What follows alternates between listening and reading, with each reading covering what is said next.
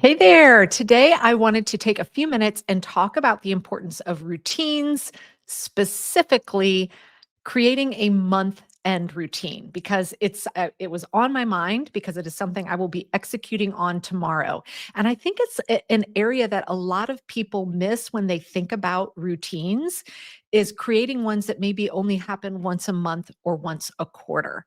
If you are new here, welcome. My name is Megan Summerall. I am a time management and planning expert for women. I am also the creator of the TOP framework, TOP standing for time management, organization, and productivity.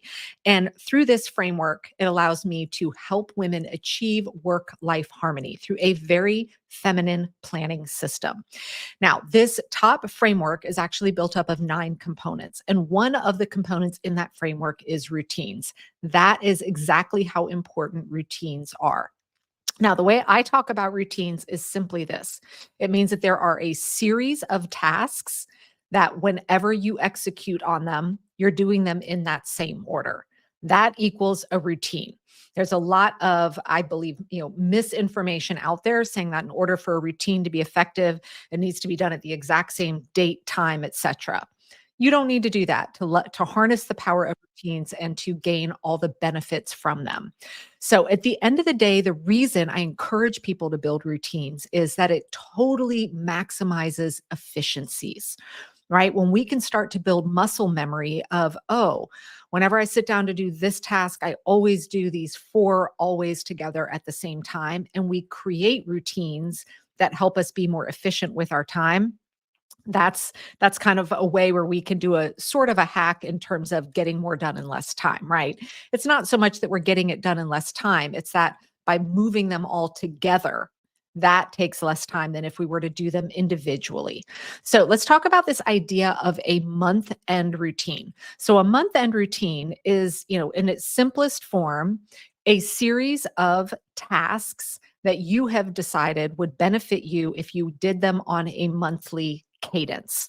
All right. And for some people, it might be things that happen at the end of the month, or another way of thinking about it is even the things that need to happen right on the first day of a new month. So I'm going to kind of share 3 steps with you that you can go through to create a month end routine. And I'm going to give you some examples of the things that live in mine. So the timing of this is great. When I'm doing it live here, it is the last day of September.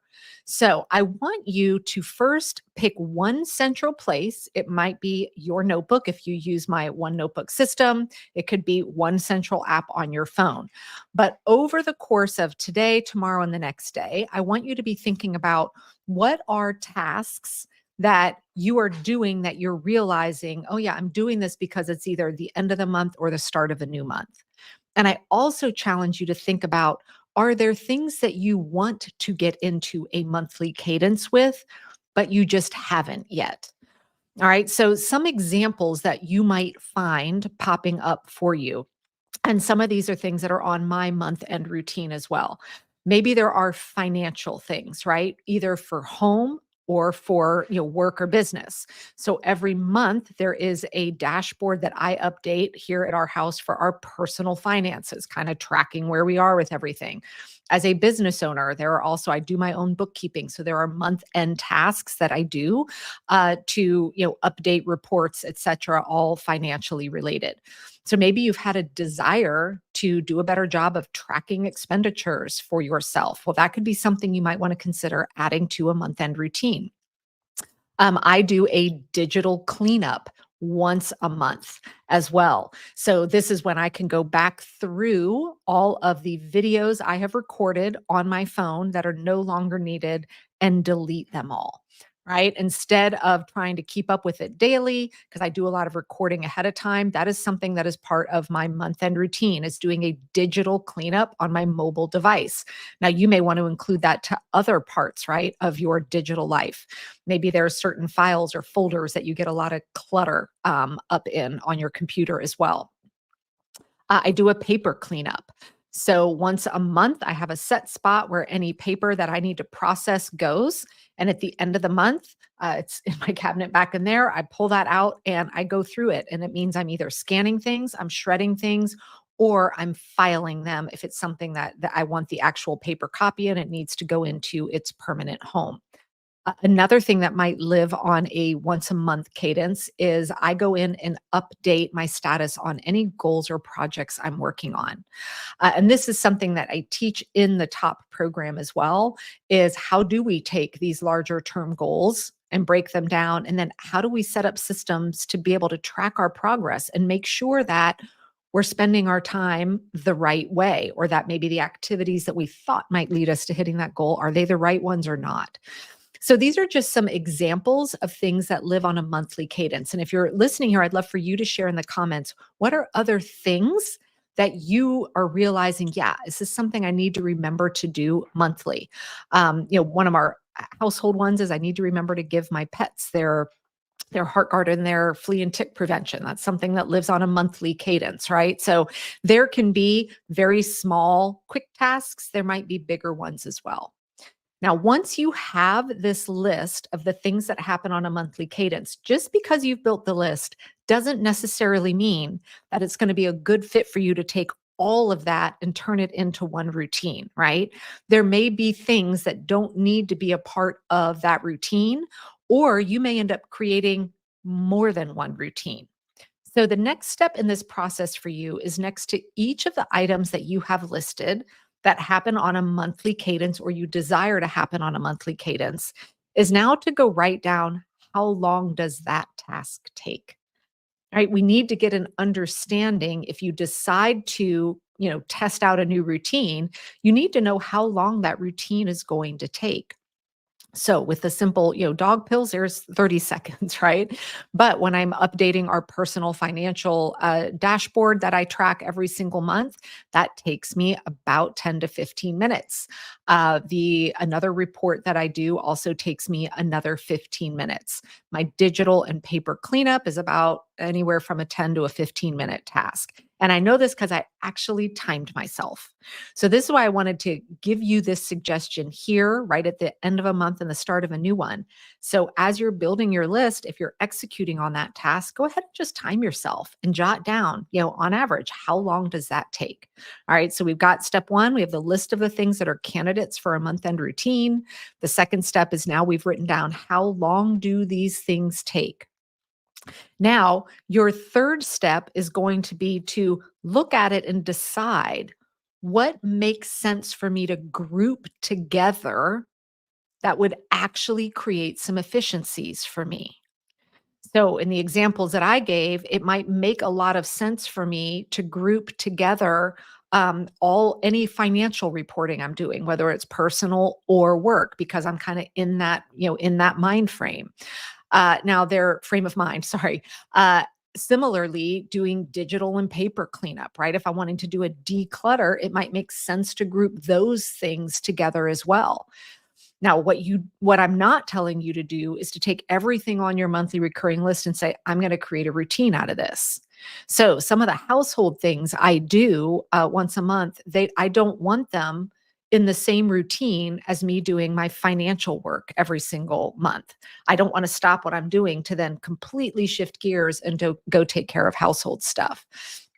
And some things, like in my example, giving the dogs their pills that they take every month, that doesn't even need to be in a routine at all. It's just a reminder that I have to do on the first of the month. So once you've kind of gotten that third step of grouping together routine candidates, now the final part of everything that I teach, right, no matter what you're building, is now we need to actually get the time on your calendar to do it. Identifying the things that you want to put into a monthly routine, deciding if you have one month end routine or maybe two, all right, maybe depending upon what your categories look like, that's all well and good. But the chance of you succeeding at executing on the routine is probably going to be pretty slim if you haven't identified on your calendar when you're doing it. Now, there's two ways that you can tackle this. If you are a top program student and you already know the entire top framework, well, you know what to do, right? You're going to add something into your weekly checklist or your monthly checklist that says schedule time for your month end routine, right? So that when you're doing your weekly planning over that window, you're getting the appointment on your calendar. Now, if you are not a top program student and you haven't learned how to master weekly planning, here is my suggestion to you. Once you've identified how long the routine will take, maybe you want to test out an hour-long month-end routine. I would go into whatever calendaring system you use, and to start off with, let's say you're on a Google Calendar, I would create a recurring appointment for yourself. Pick a random time. Let's say, maybe tomorrow, you're gonna, do it on the first of the month, every first of the month from 9 to 10 in the morning. And you're just gonna build that recurring appointment. Now, does this mean you have to do it at the same time every month? No. But what this is going to do for you is it's going to protect time on your calendar every single month out. So if you've gone ahead and put it on the first of the month and you've blocked off either 60 or 90 minutes and labeled the appointment, month end or month start routine, what will happen for you is that a month from now, you're going to be looking at your calendar and you're going to see that appointment there and go, oh, yeah. Now, do I need to move this around to a different time that's better for me? But what it's going to do is essentially earmark or reserve the time on your calendar and form as a reminder for you that this is something that you want to do. But you can 100% go and reschedule it to a different time. But by going ahead and proactively protecting your calendar and reminding yourself, hey, this is time that I want to spend, you will then be able to move it around as each month draws nearer. And then right there in that appointment on your calendar, you can write down what are all the tasks that you wanted to do in that month end routine. So it's right there for you to remind you. These were the things that I wanted to make sure I spent an hour on. Now, anytime I build a new routine, I always test it, right? Give yourself permission to say, we're going to give this a try. And you may discover it either was too much time, it wasn't enough time. Maybe it was too many tasks back to back, and you're like, that routine was way too long. I'd rather divide it up. Or you may discover there was something missing or one or two parts of it that you realize don't need to be a part of the routine, right? You don't have to get it perfect the very first time. I am always massaging and moving routines around as things change in my life, as new tasks come in, as some fall off. Some are seasonal, some are not. But I promise you this, if you have those types of things that need to be done on a cadence of like a month or longer, where it's not top of mind all the time, you will be able to execute on those so much easier if you lean into this idea of having a month end or a month start routine that you can start to do on rinse and repeat. Now, guys, I've been doing month end routines for several years, and I still have to look at the reminder of all the things that go into it. Because if you're only doing it once a month, your brain is not going to remember all that. So don't expect that you are, failing on it if you don't remember all the steps of your routine. That's why I encourage you to go ahead and write them out so that when the time comes for you to execute on the routine, you're not wasting any time trying to remember what it is that you're going to do. So if you are going to give a month end or month start routine a try, let me know in the comments. And I'd love to know how long you discover that you believe your routine is going to take once you build kind of your short list of candidates for your routine. And I promise you this, bringing routines into your life at whatever cadence necessary just creates so many efficiencies and so much less stress because we have grouping of things that we can do together that allow us to do them with less time and more ease. And that's what it's all about.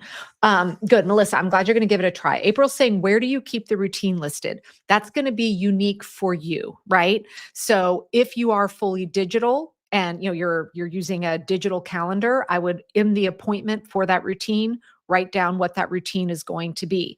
If you are paper and you're in a paper planner, you could even just put a blank piece of paper in your planner and label it routines and write down what your routines are as well.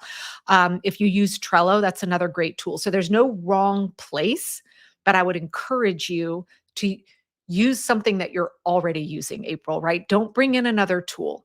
So whatever you're already looking at on the regular, use that to actually build out the reminders for yourself of what's in your routine.